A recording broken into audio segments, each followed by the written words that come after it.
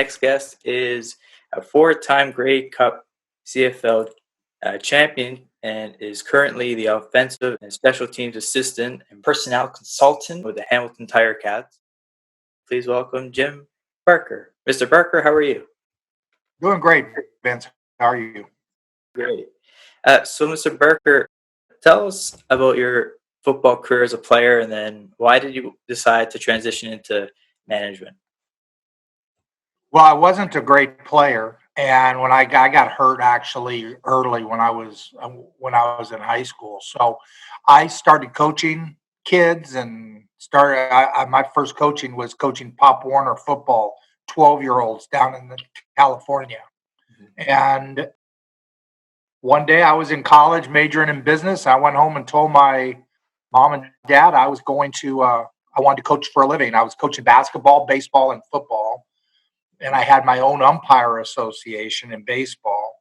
So I was doing a lot of things, and that's what I loved was coaching. And so I changed my major at USC to physical education, and I focused on becoming as great a coach as I could be. And my mother says, you need to be able to make a living doing this, and it was kind of a funny story. And I actually flew her up for my press conference when I was named the head coach in '99 in Toronto. So it was, I spent 20 some years in the U.S. I'm one of the few people I started at the very lowest. I was at Division III, coached the offensive line, and then the guy left, took another job, and got me hooked up at San Francisco State, where I got to work for a guy named Vic Rowan, and I worked with Mike Holmgren, who went on to coach. It was his first ever college job. So I like I say, I've been fortunate. I've coached in a lot of. I'm one of the few people that's coached Division I, AA, 2, and 3 in the U.S. So I've coached all different levels, kinds of schools, some real academic. It's just been a smattering of a little bit of everything. And then in 1994, I got an opportunity to come to Saskatchewan as a guest coach for Ray Yock, who is a legend in his own. That guy was brilliant. So I got a chance to coach. I was a guest coach. I was there during training camp. That was my first foray into the CFL. Then 2 years later, Bob Price, we had a mutual friend that I had coached at Reno with, and Bob Price got hired as a new coach in Montreal, which was the Baltimore team coached by Don Matthews. Bob had been the defensive coordinator. He got the head job, and I got my first full-time job up in Canada and came up here with my eyes wide open as to the league was very volatile back in those days. After 1 year, we ended up losing to Toronto in the Eastern Finals, 1996. And the owners of the team who had come from Baltimore just didn't want to do it anymore. So they just stopped paying us, and they actually bankrupted the company. So I was in Montreal with my kids, and they were in school, but I had prepared for it, and about 2 months later, Don Matthews called me and asked me to go to Toronto as their offensive line coach and co-offensive coordinator, which I did, and I got to spend a year with Doug Flutie, which was one of the great experiences, and I grew up as a coach. Don left and went to Edmonton in '99, and I was named the head coach for 1 year. And then they sold, actually Interbrew, who owned us then, sold it to Sherwood Schwartz, and he had his own people he wanted to bring in. And so I never got fired from that job. I went to the office in Mississauga, which put my key in, and it didn't work anymore. So I called the league office. I said, "So what's up? I can't get in the office anymore." And they said, "Oh yeah, we sold the team. We should have told you." So like I say, I've had some great fun experiences in the CFL. Then went back to the States. I coached 1 year in the XFL, the one that made it a full season. And with the XFL folding recently, it secures, I have one of only 50 championship rings in XFL history. So there won't be a champion crown this year. So that ring stays very valuable because not very many people have it. So I coached the XFL one year. We won the championship. I then came back, went with Don to Montreal, and um, that was Anthony Calvillo's first year of winning an MVP. And I was now at this point working with quarterbacks, and I was the offensive coordinator. And like I said, we went on and won the Grey Cup there, and then I went to being a head coach in Calgary that I probably wasn't ready for. But if you wait till you're ready, you're probably never really ready. And because it was taking over a tough situation, the owner had bought the team so his son could play quarterback.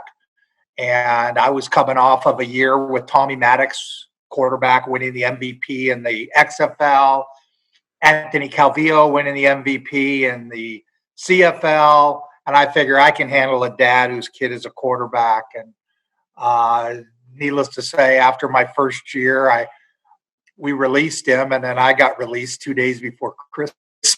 So, it's been a wild ride in the CFL, and in Canada, I opened up a football school in Calgary because I love Canada. And then a year later, John Frazani and Ted Hellard and some of those people bought the team from the guy who owned it for his kid to play quarterback.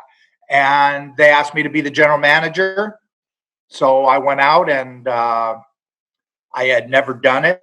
I had done some, obviously you look at film and scout, but I told them, oh yeah, I can do this. And Frazani gave me a wad of cash, like rolled up, and said, head down to the States and find us some players. So I kind of got inundated into the whole scouting world. And I was the only person there, but I got to know personnel people. And when you're in football, one of the biggest, I think in any sport, one of the biggest splits is between coaching and personnel. Everybody's it's a cover your ass business, try to keep your job. And people in coaching say we don't have good enough players. And people in personnel say they're not coaching them well enough. And they all have different ways of talking, and they have different vernaculars. And so I'm sitting with the scouts now, and I'm trying to learn how to be a scout. So I took 2 years there in Calgary in 2005 and 6, and they had won, I think, 3 games in 2004. I got fired in 3, and I only won 5 games. And I think next year, maybe they won 4. I don't know. Matt, a good friend now, Matt Dunnigan, took the job, and like I say, they just Frazani and them blew everything out. So our first year, I was the general manager, and then Tom Higgins was the head coach, and we went 11-7, and kind of started to turn the whole thing around. And we made the playoffs in 6, 7. So 2005, 6, and 7. In 7, I hired John Murphy, who was basically working for a newspaper company or some kind of media. Yahoo Sports. And I had met him, and so I brought him up. So I had help in that year. And the owners wanted to remove Tom as the head coach, and they wanted to hire a friend of theirs who had played with Frazani and them, John Huffnagel. So he wanted to be the head coach and GM. So I moved from being the GM to being the senior vice president. I was still doing the same things and helped Huff with building his staff. We brought Chris Jones, who I had been with in Montreal, in as our defensive coordinator.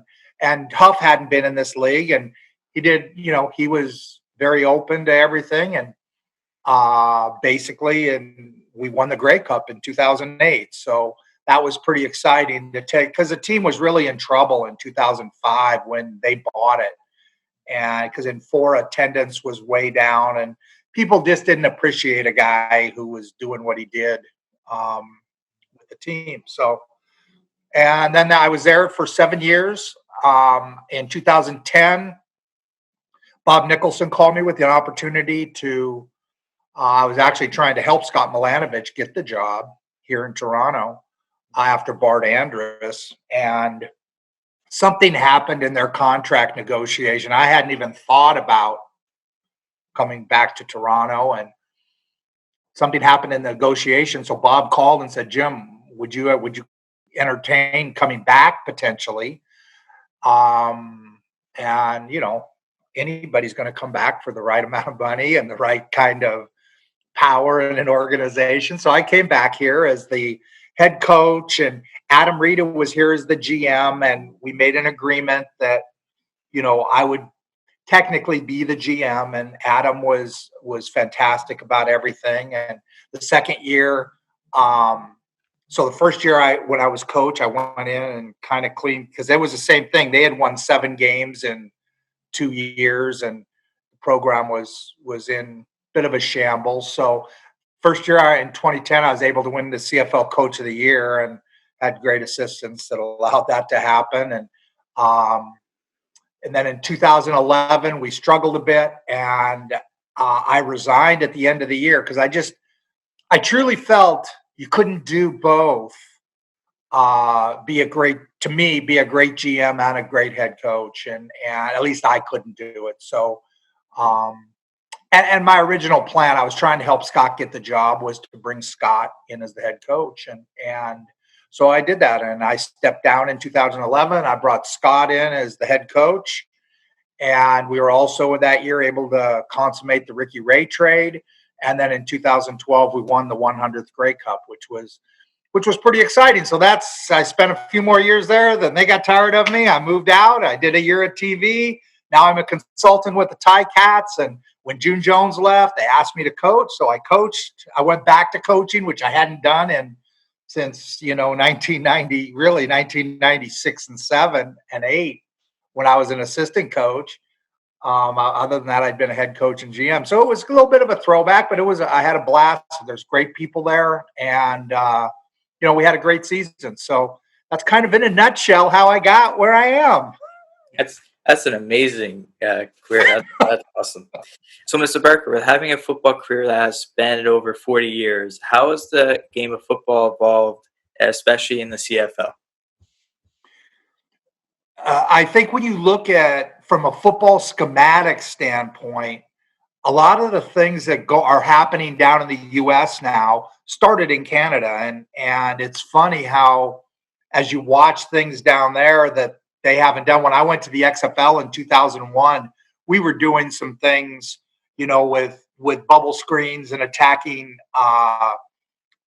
zone blitz schemes and things that they hadn't started to do down there, and now it's commonplace. But everything in football is cyclical. I think as you watch the Super Bowl this year, you saw a lot of tight end and double tight and things like that nobody was doing maybe 5 years ago, but they were doing back when I first started in coaching. Bill Walsh was big on having the formations constricted, and then we went through a period where everybody was spread out. So I think everything it goes in cycles, and the CFL doesn't get near enough credit for a lot of the schematic things that eventually end up down in the States, but started up here. That makes sense. Mr. Barker, with being the offensive and special teams assistant and personnel consultant with the Hamilton Tire Cats, what are your role, tasks, and responsibilities? Well, technically, I'm a consultant for Orlando. Coach Steinauer he's doing a great job, and my job technically I was originally hired as a consultant. So I help him with personnel, with being a head coach and having to play both sides of personnel and coaching, and basically an extra set of eyes in the building. That's kind of how it was started. And then when June left and went down to the XFL, it created a situation. So Tommy Condell stepped in and did an incredible job, basically implementing his offense in a week.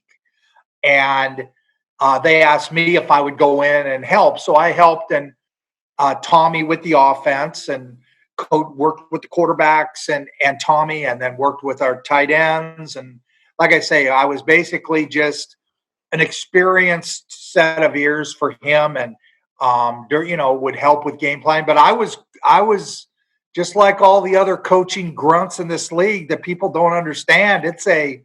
You sometimes forget I was leaving my place here every day by 5 o'clock to get there for, early meetings. And Orlando we would have coaching lifting sessions once a week. So we had things that would be at 6 a.m. And so it was, and then I would get home usually 7:30, 8 o'clock.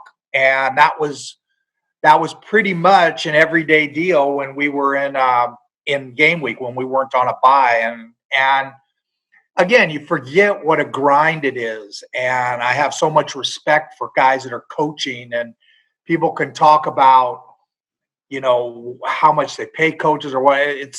You have to prepare to put a product on the field that people are proud of is not an easy thing to do. And now, like I say, when I came in this league, there was only 4 or 5 of us. And on Don Matthews' staff, we had 5 coaches total.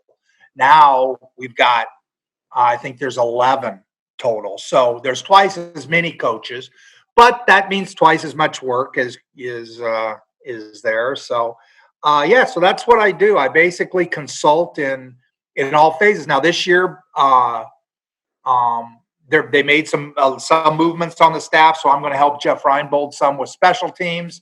Greg Butler's going to move to just coaching the secondary to free up Mark Washington to do a little bit more. So, just adjusts things on the staff to try to get the most out of everybody, I guess.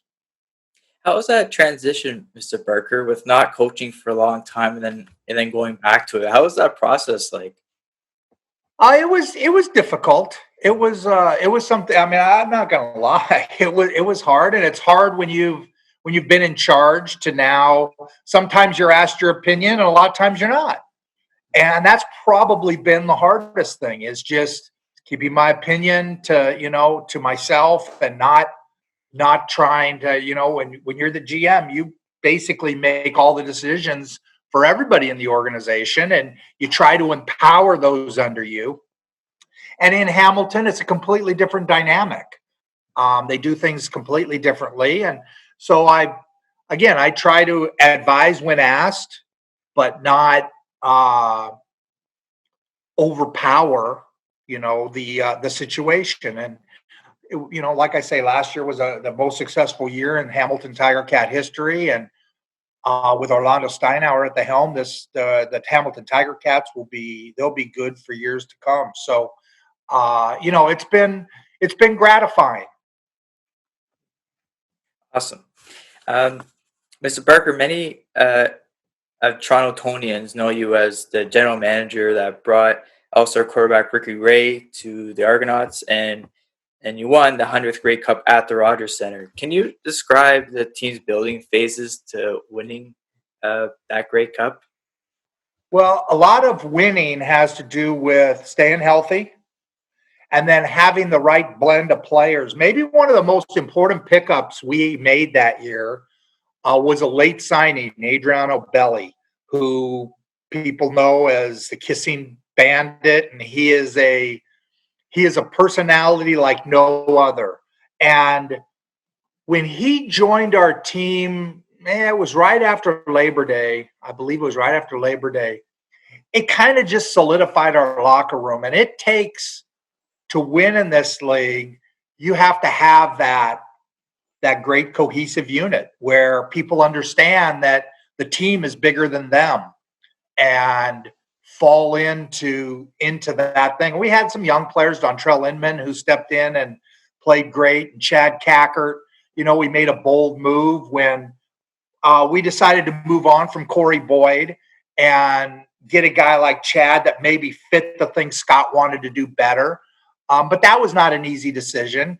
When I was the year before, we didn't have Ricky Ray, and we were a much more run-oriented team.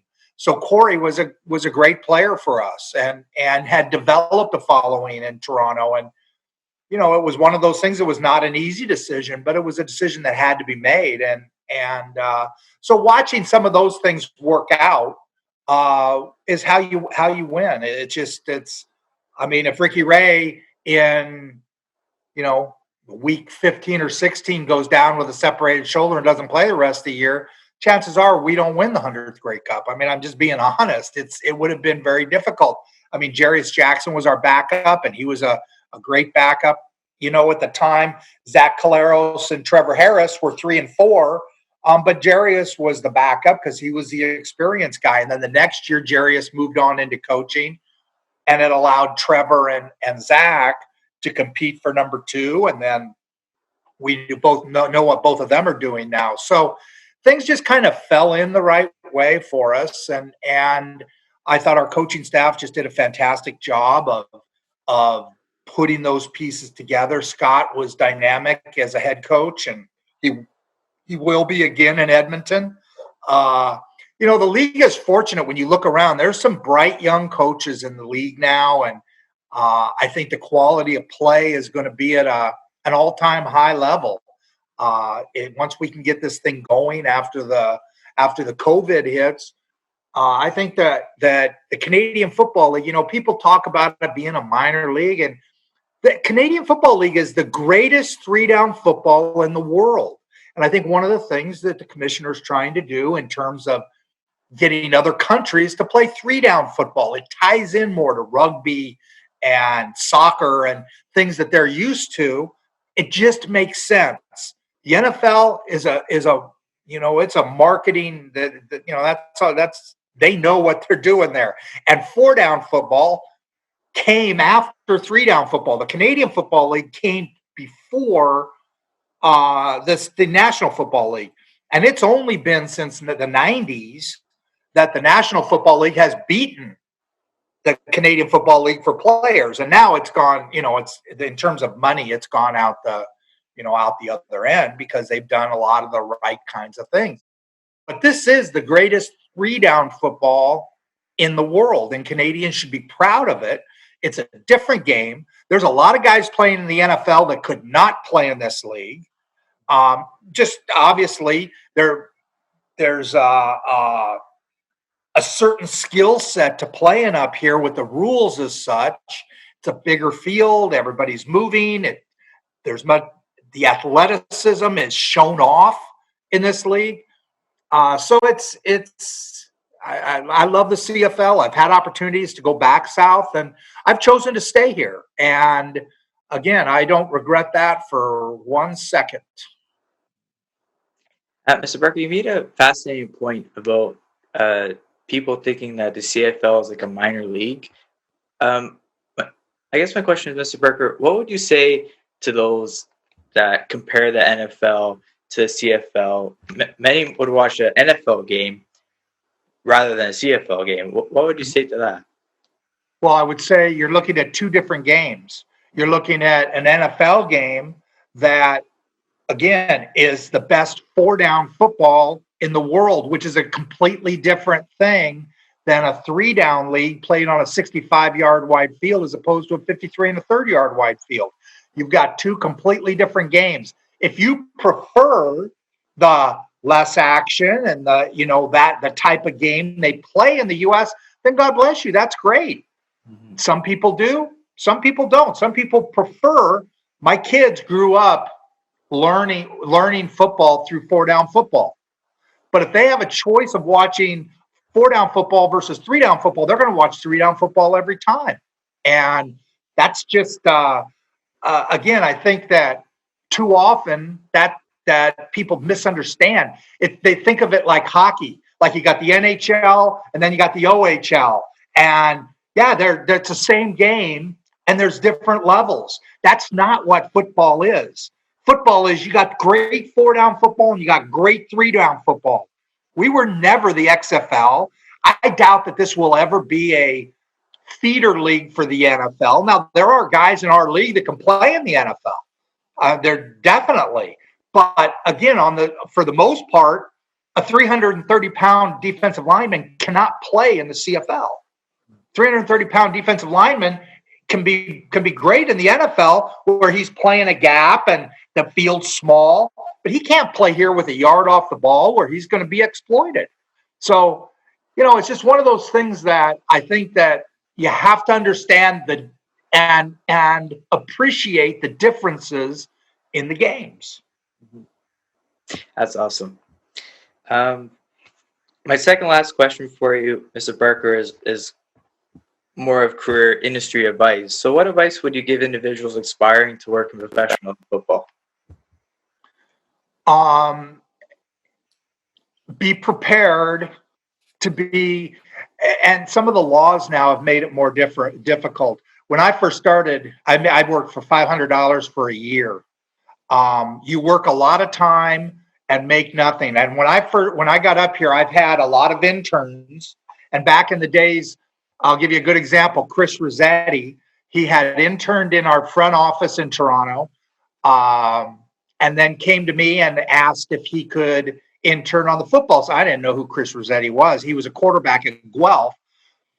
So he came in and he was just he's one of those guys who knows everybody's name. He knows their background. He knows where everybody in the NFL and CFL, where they're from and all those things. So he just got more and more things. He ended up not playing his senior year at Guelph, working for us for nothing, basically. He was, but I treated him like he was paid $100,000, but he didn't make 100 cents. I shouldn't say that. I bought him occasional beer, but that was about the size of his pay. And he did that for a year. And then the next year I was able to get him maybe gave him $1,000 a month or gas money or something. And then he evolved into the point where, he was our guy. And he's the number 2 pro personnel guy with the Miami Dolphins. His replacement, Curtis Ruckavina, had never done anything in the front office. He's now with the Buffalo Bills. So, but both of those guys had one thing in common. They were willing to bust their rear ends and they didn't care what they made. All they wanted to do was learn the craft and do whatever they had to do. Never once did either one of those guys ever say to me, shoot, I'm in personnel. I don't want to go and paint this room. I mean, we had one year where we didn't even have a meeting place. That's one of the things people forget about Toronto. Our place burned down in Mississauga. We were in a couple trailers out there. It burned down. We never got replaced. And we painted a closet one year and turned it into our team room. So they're being asked to do things that maybe you wouldn't think you have to do in personnel. Never batted an eye. And again, they're both going to be very successful. Spencer Zimmerman, he came in. He's now, in Hamilton. He's running the personnel there. And there's a guy in Vince Magri who came in as an assistant video guy and is now basically running the Canadian draft for the Argos. So it's neat to watch these young Canadian guys come in, work their rear ends off, and go out and be successful. And I'm proud of all those guys. To somebody who wants to do it, right now, Matt Houston came in as a freshman at Western Ontario. And he worked every summer for us with the Argos. Didn't get anything. Came in and just busted his rear. He's now full-time with the Ticats and working in their personnel office. He works both on the Canadian side and on the pro side. But he came in and it's about wanting to learn this, and you have to love it. If you don't love it, you have no chance in this because you work a lot of years, you don't make a lot of money. And then eventually, if you are meant to be in it, you will make it. My last question for you, Mr. Parker, is so what does your future hold? Great question. I'm loving what I'm doing now. I've never worked a day in my life. There's a lot of things that you never know what happens. They kind of forget about you, though. You get to 60 and then people forget about you when these jobs come open. So whatever happens there, I've started a company of my own, and I'm tutoring high-end quarterbacks across both in Canada and in the U.S. I've got youngsters in Hawaii and Charlotte, North Carolina, and Chicago and Pittsburgh. So they're all over the place, Southern California. And I'm excited about that. I'm getting a chance to take different age players and hopefully turn them into, great teammates first, and then into great quarterbacks that can become as good as they can be. And it's just fun to be a part of watching them grow. So what's next for Jim Barker? Who knows? I think it's I'm trying to get to a point where I rely on myself and I don't have to count on so and so hiring me or getting this job, or I've just never worried about it. And again, to your point about how you get into this business, if you get a job and you're always worrying about where your next job is, you're not going to have it very long. So work the job you're at and love it, and great things happen for you. Someone told me a long time ago that you can't teach experience. So, um, Mr. Berker, what an honor this is to speak with you. You're a CFL legend, and I really appreciate this. And all the best to you and your family during this difficult time. All right. Thanks so much, bud. Alrighty, Jim Berker.